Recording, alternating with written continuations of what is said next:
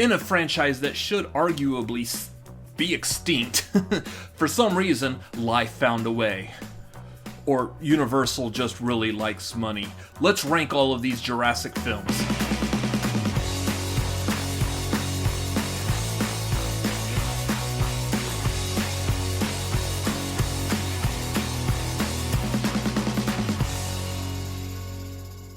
Welcome back to the Cinefanatics. My name is Robert Adams. Today I've got a ranking of all 7 Jurassic films. Yes, there's 7 of these. Let me know your thoughts, feelings, opinions, and your ranking down below in the comments. This is my opinion of this.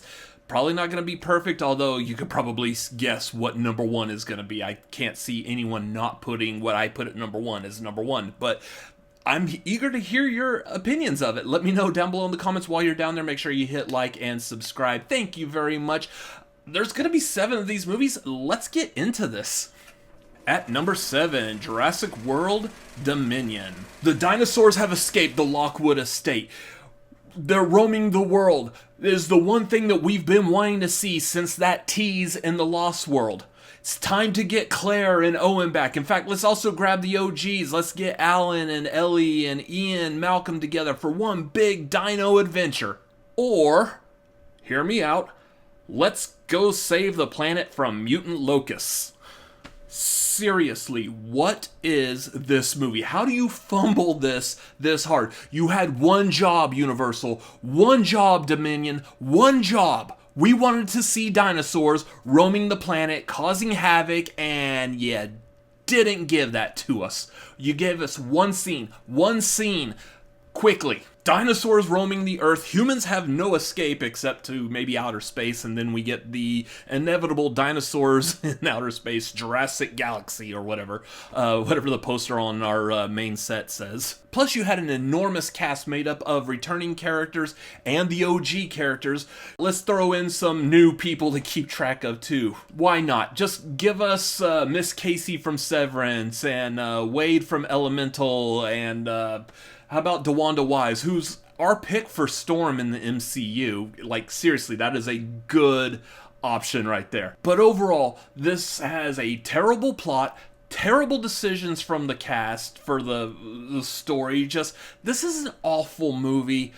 I get what they were trying to do with, like, the full-on nostalgia, getting, like, a lot of the OGs back, but it just failed. If you would have kept this movie talking about the dinosaurs that are roaming the Earth, that would have been so much better. Instead, it's like these mutant locusts, and then we have this weird, like, kind of like Mission Impossible plot where we have to go to Biosyn and we've got to stop Dodson.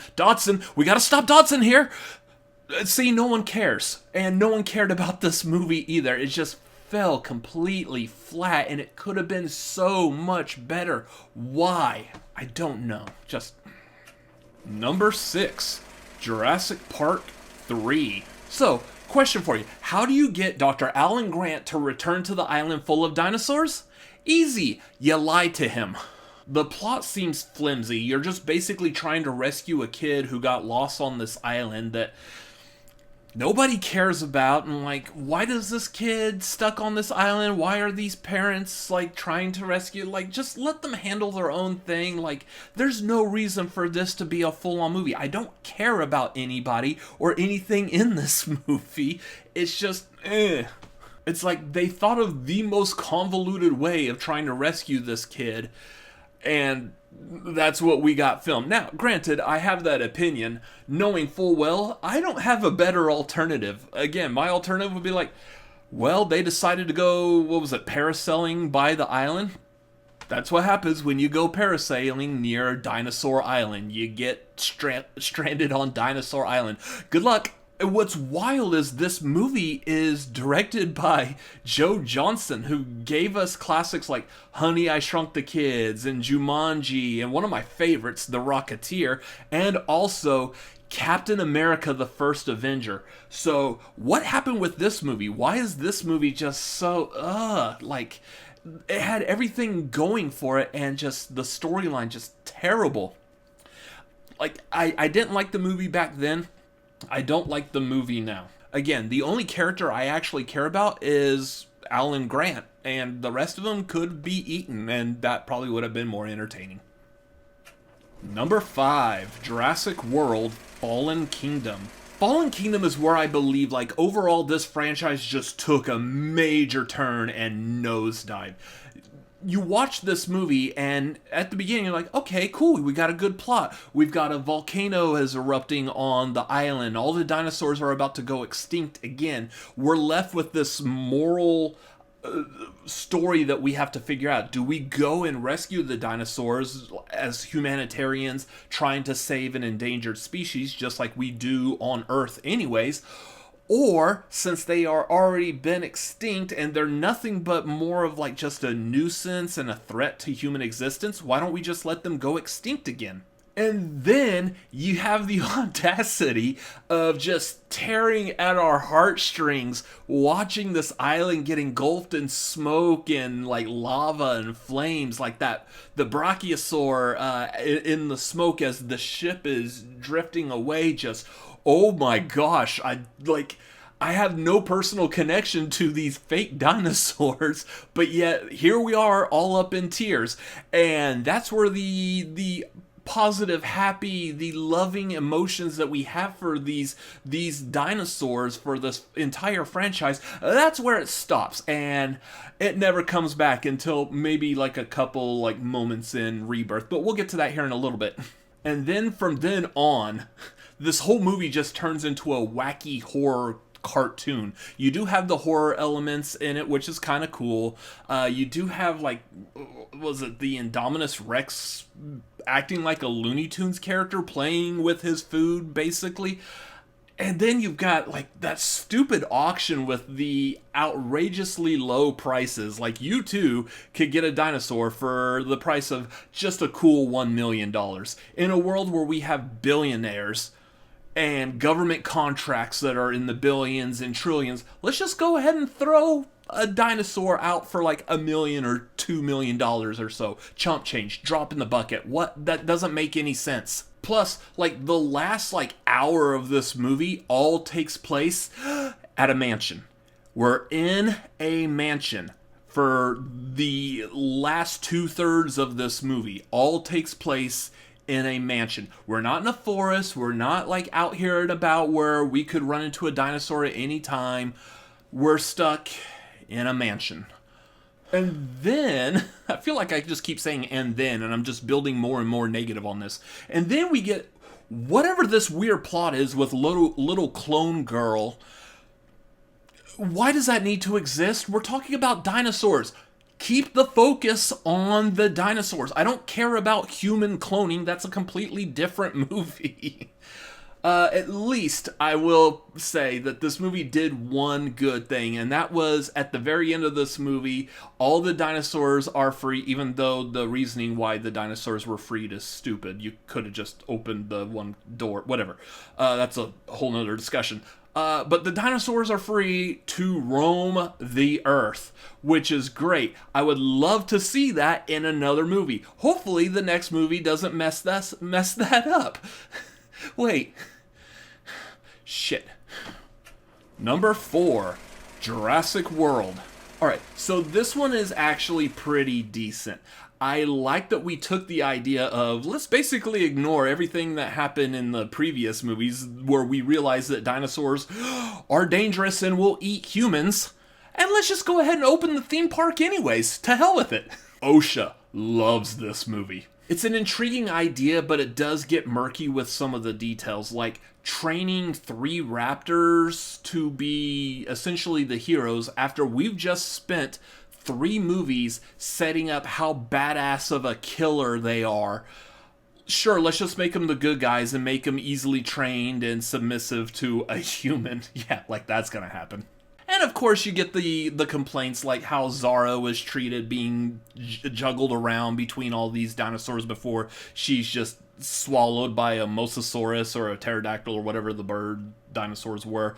And then of course also you got the complaint of Claire running from the T-Rex in high heels. Just, there's little things that, like, if you just sat down and thought about it for just half a minute more, you'd be like, let's fix this, because people are going to nitpick this, and nitpick they did over and over and over again, to the point where I'm still regurgitating the same nitpicks right now. Like, this is all stuff you've already heard. You don't need me to tell you all this, but also, Claire and Owen, completely unbelievable as a couple. Like I'm not like Cupid, I'm not Dr. Love over here, but come on. Like, I don't believe the two of them could be a thing, will ever be a thing, have ever been a thing. I don't care. Like, it just feels so forced and unbelievable.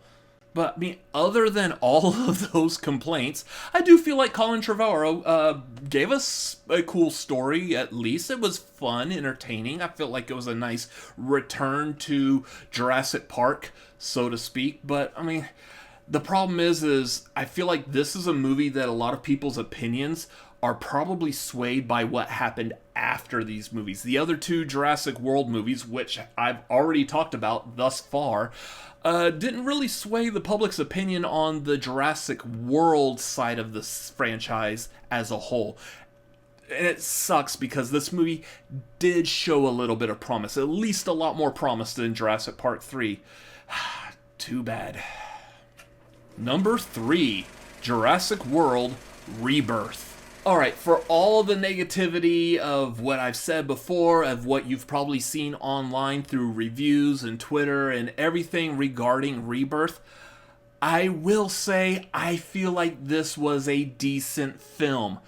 If you're looking at it from the angle of it's better than the other Jurassic World movies, I dare say this movie actually probably would have done a lot better in like public opinion wise had this been the original Jurassic Park 3. Like, if we just did away with that whole subplot of the Kirby's kid getting lost on the island, and this was our Jurassic Park 3, I would have probably liked it even more. I feel like people probably would have liked it even more. We did away with the theme park plot. We got away from Jurassic Park being a theme park. We got away from the Lost World, where we found out that the dinosaurs were actually like really bred on another island and then brought over from Isla Sorna to Isla Nublar.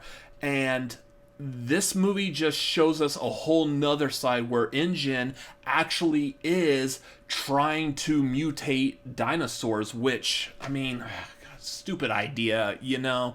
Obviously, again, if this had been in real life, if this is something that really happened, there's no way. There is probably a company that would have tried to crossbreed, but man, the second that got out, that would have been shut down quick by every single government in the entire world. And I understand that that might not be the case in these movies, in the fictional universe these movies take place in, but I mean, this movie did bring back a lot of like the nostalgia that I really enjoyed from the first Jurassic Park. You got the T-Rex scene in the water in this movie, just building that tension, and I feel like it does a good job of tension building, almost as good as the T-Rex scene from the original. And then you've also got the Titanosaurus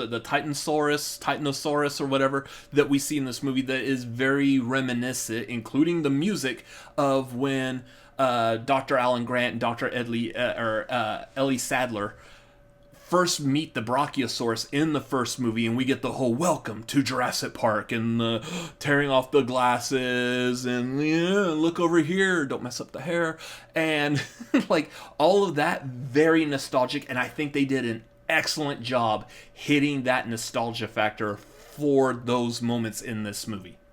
Like, the pacing does get a little dull, the character development is very lackluster. Like, I enjoy Scarlett Johansson, I appreciate the fact she's in this movie. I don't know or care anything about her. We didn't develop her character anything outside of just proving that she's another like Owen Grady type of character, like the adventurer, outdoors person that is a badass that will get the job done. You can count on her. Like dull, boring.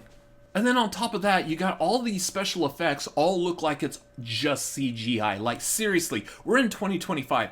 Go out, make a real dinosaur, and then film a movie. Stop with the CGI crap. Like, no, that's not serious. Number 2, The Lost World, Jurassic Park. I know I've always been in the minority for this, but I've just always really liked The Lost World. I thought it was a worthy sequel. I think the storyline, especially getting Ian Malcolm to come back to it, I feel like it's plausible and makes sense. The story, while it's a little wonky, it does cement a stereotype of these Jurassic Park movies that we see over and over again. Some rich moron is trying to bring the dinosaurs back, and of course it leads to the inevitable conclusion that everyone just gets eaten and we realize, hey, this was a bad decision. Although, I will say it was done pretty satisfyingly in this one. And I know there's like some logic leaps in this as well, like how did everyone on the ship die when the T-Rex was locked away and couldn't get out? Like, it doesn't make any sense. But it did give us the one thing that we were wanting to see, dinos on the mainland. That whole sequence of the T-Rex like stomping around through San Diego, that's what we wanted to see. And you gave us a little bit of it, which was fine. It satisfied my need, but made me want more. I want to see dinos in the wild. How do they deal with this? How do people deal with this across the entire planet? Other than that, I had fun with this movie, and I probably rewatched this one almost as much as I rewatched the original. Speaking of, number 1, Jurassic Park, of course. I want to hear anyone's reasoning as to why this movie would not be the top of your list. Like, what is it about this movie that would put it lower than any other movie in this franchise? Please let me know if that's you down below in the comments. Not only is it the best Jurassic Park movie ever made, it is one of the best movies ever made. Like, this is easily on the top of many people's, like, favorite movies of all time lists. And for good reason. It is expertly shot by Steven Spielberg.